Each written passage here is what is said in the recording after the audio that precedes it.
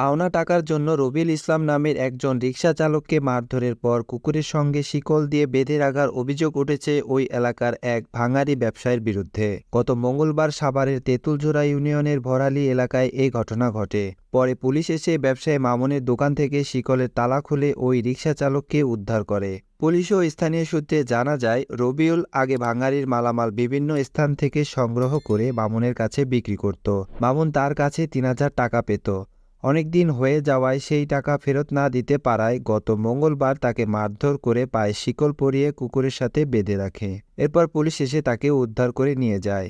এই ঘটনায় সাভার মডেল থানার কর্মকর্তা শাহ জামান বলেন, খবর পেয়ে আমরা রবিউলকে উদ্ধার করেছি, কিন্তু ব্যবসায়ী মামুন আমাদের আসার আগে গা ঢাকা দেওয়ার কারণে তাকে আটক করা যায়নি। তাকে আটক করার প্রক্রিয়া চলছে। এ বিষয়ে পরে বিস্তারিত জানানো হবে। দর্শক, আপনাদের কি মনে হয় এমন কাজ করা কি ঠিক হয়েছে কিনা কমেন্টস করে জানাতে পারেন। আর ভিডিওটি ভালো লাগলে একটি লাইক দিয়ে চ্যানেলটি সাবস্ক্রাইব করে আমাদের পাশে থাকবেন। ধন্যবাদ।